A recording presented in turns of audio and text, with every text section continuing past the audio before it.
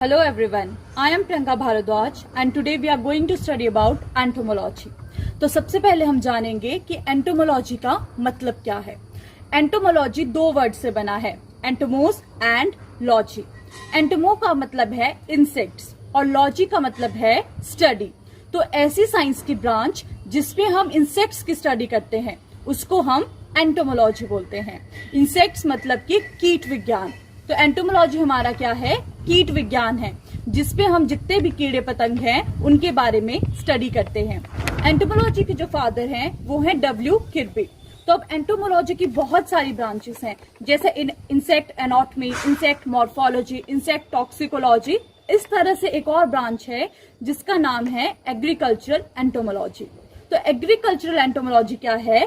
जिसमें हम एग्रीकल्चर से रिलेटेड जितनी भी क्रॉप्स हैं उनके इंसेक्ट्स के बारे में स्टडी करते हैं।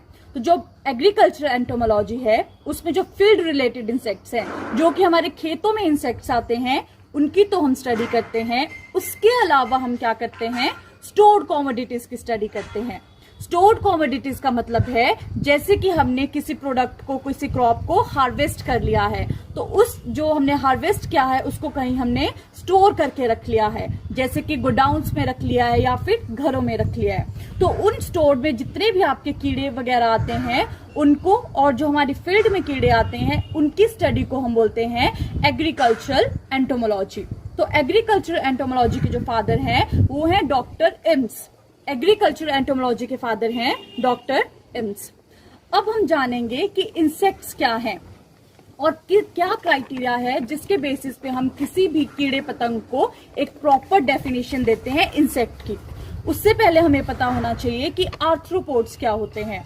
अब जो आर्थ्रोपोड्स है वो लार्जेस्ट फाइलम है जिसके अंडर क्लास इंसेक्ट आती है, जिसमें सारे के सारे इंसेक्ट्स आते हैं। तो ये इंसेक्ट्स बेसिकली हैं क्या? तो इंसेक्ट्स क्या हैं? आर्थ्रोपोड्स हैं। आर्थ्रोपोड का मतलब है, आर्थ्रो मतलब जॉइंटेड और पोडा का मतलब होता है अपेंडेजेस या फिर लेग्स। जो इंसेक्ट की लेग्स है वो बहुत सारे सेगमेंट से बनी है। तो आर्थ्रोपोड का मतलब क्या हो गया? जॉइंटेड अपेंडेजेस या फिर लेग्स। तो जो इंसेक्ट्स हैं अब उनकी बॉडी तीन पार्ट्स में डिवाइडेड है, हेड, थॉरिक्स एंड एब्डोमेन। तो इन तीन सेगमेंट्स में जो इंसेक्ट की बॉडी है वो ग्रूव्स के थ्रू डिवाइडेड होती है। और क्या होता है इंसेक्ट में? इंसेक्ट में 3 पेयर्स ऑफ लेग्स होता है, मतलब 6 टांगे होंगी, और 2 पेयर्स ऑफ विंग्स होंगे, मतलब कि 4 पंख होंगे।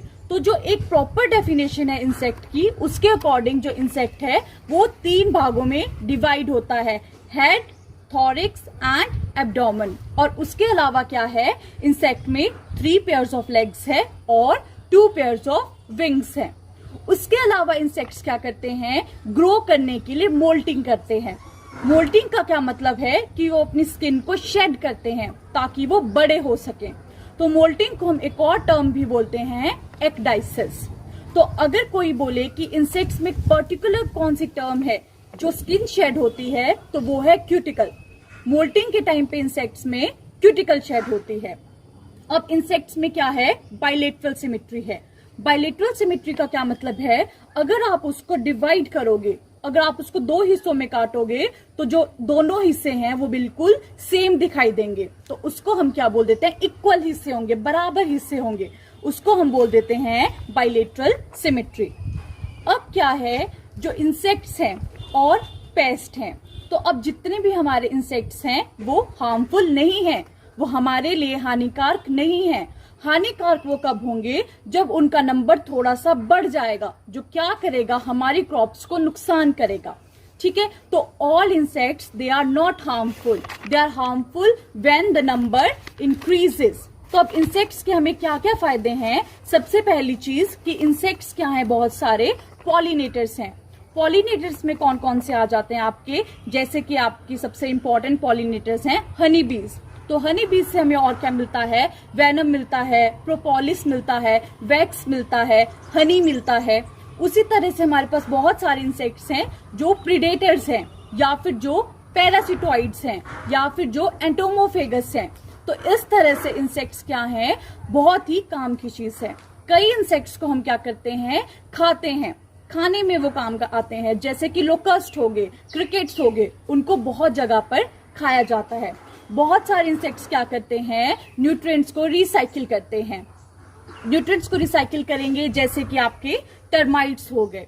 इसी तरह से हमारे बहुत सारे इंसेक्ट्स आसपास हैं जो बहुत सारे कामों में हमारी मदद करते हैं। लैक इंसेक्ट है जिससे हमें शेलेक मिलता है। सिल्क वॉर्म है जिससे कि हमें सिल्क मिलती है। उसी तरह से क्या है, अब इंसेक्ट्स के हमें बहुत सारे फायदे भी हैं, बट फायदे के अलावा क्या है, इंसेक्ट के कुछ नुकसान भी हैं। जैसे कि 0.01% जो है इंसेक्ट्स वो पेस्ट बनते हैं, जो क्या करते हैं, इकोनॉमिक लॉसेस करते हैं। जैसे कि बहुत सारे इंसेक्ट्स क्या करते हैं, डायरेक्ट लॉसेस करते हैं। डायरेक्ट आपके फ्रूट को खाएंगे, फ्रूट बोरर्स हो गए, शूट बोरर्स हो गए, रूट फीडर्स हो गए, आपके क्लोरोफिल सकर्स हो गए, सैप सकर्स हो गए। इस तरह से बहुत सारे इंसेक्ट्स क्या हैं, हमारे लिए हार्मफुल भी हैं। अब एक चीज है कि इंसेक्ट्स का नंबर बहुत ज्यादा है हमारे यहाँ पे धरती पे।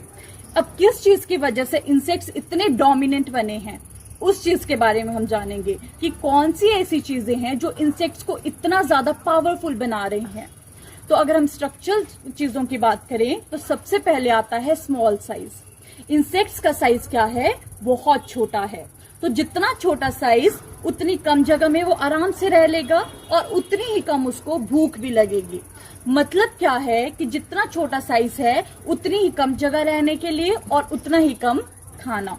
तो क्या है हमारे पास, large number of small insects है हमारे पास, ना कि small number of large individuals है। बात समझ में आई कि इंसेक्ट्स का बेसिकली फंडा क्या है कि छोटा साइज है तो उनको क्या है, छोटी सी जगह में ही वो एडजस्ट कर लेंगे। पहली चीज ये।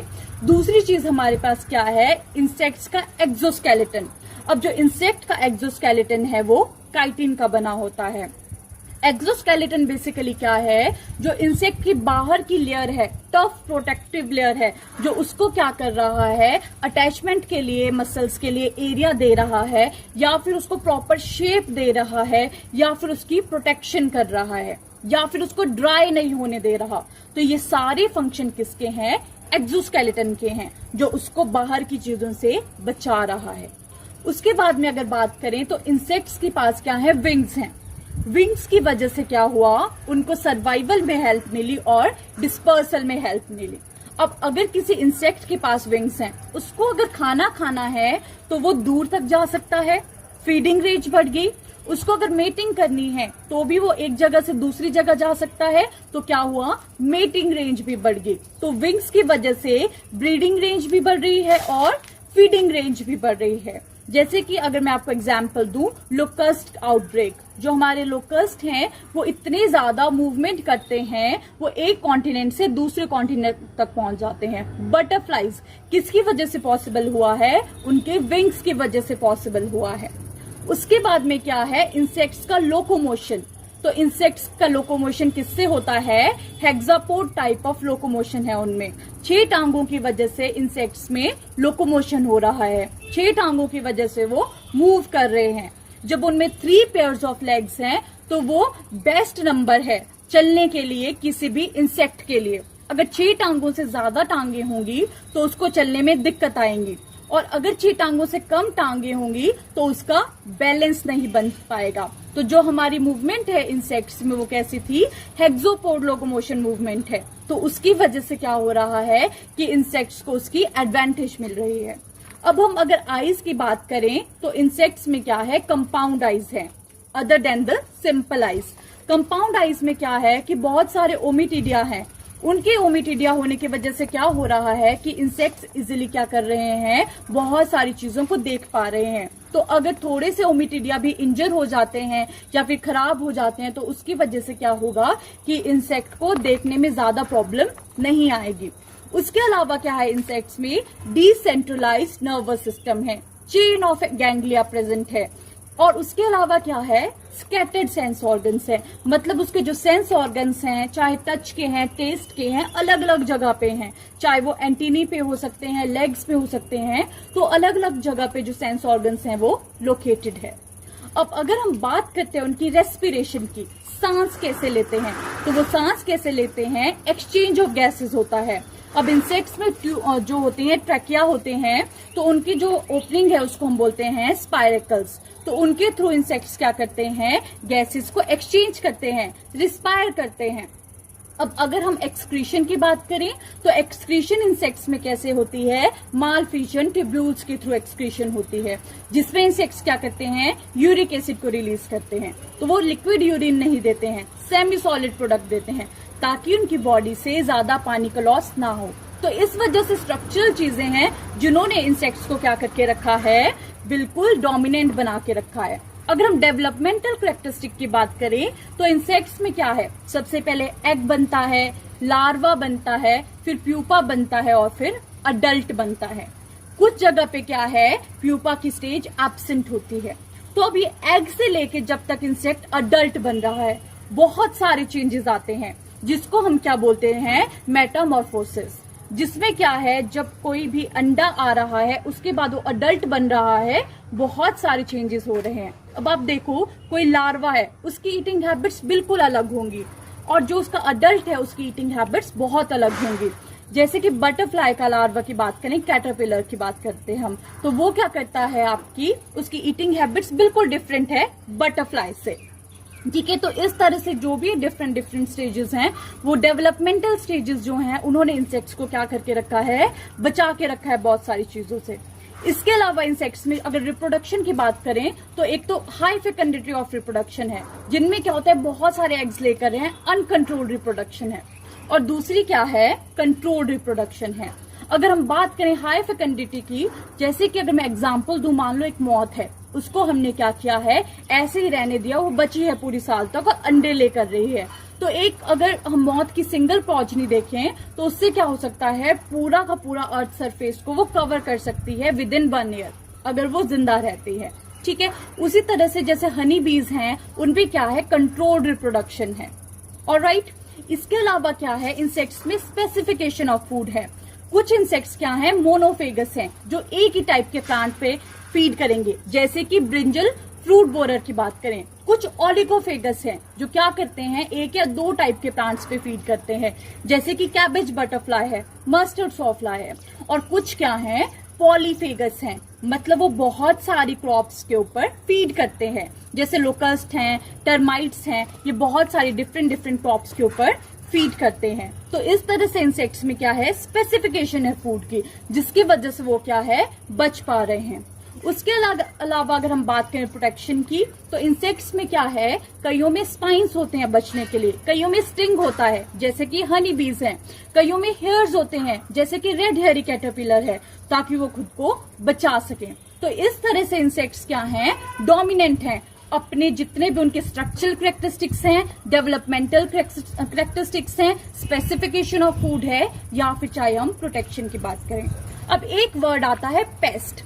इंसेक्ट क्या है हमारे, बेसिकली जो इंसेक्ट्स हमारे जो लॉसेस कर रहे हैं, इकोनॉमिक लॉसेस कर रहे हैं, उनको हम पेस्ट बोल देते हैं। पेस्ट वर्ड जो है वो पेस्टिस वर्ड से लिया गया है, जिसका मतलब है प्लेग। तो कोई भी, अगर मैं जनरल बात करूं, ऑर्गेनिज्म दूसरे ऑर्गेनिज्म को जब कोई इरिटेट कर रहा है, उसको हम क्या बोल देते हैं, पेस्ट बोल देते हैं। तो any organism which causes damage to the crops और interferes with the welfare of human beings and his belongings, उसको हम पेस्ट बोल दे रहे हैं। मतलब कि ऐसा इंसेक्ट जो क्या कर रहा है, क्रॉप्स को डैमेज कर रहा है, या फिर इंडिविजुअल्स की जो भी चीजें हैं उनको खराब कर रहा है, उन सबको हमने क्या बोल दिया, पेस्ट बोल दिया। तो सारे के सारे इंसेक्ट पेस्ट नहीं होते हैं, बहुत कम नंबर है इंसेक्ट्स का जो हमारे पेस्ट एक्ट करते हैं। तो ये बेसिक था एंटोमोलॉजी का, जिसमें हमने इंसेक्ट के बारे में पढ़ा और पेस्ट के बारे में पढ़ा, और इंसेक्ट की वो कैरेक्टरिस्टिक्स पढ़ी जो उसको इतना डोमिनेंट बना रही है अर्थ के सरफेस के ऊपर। Thank you.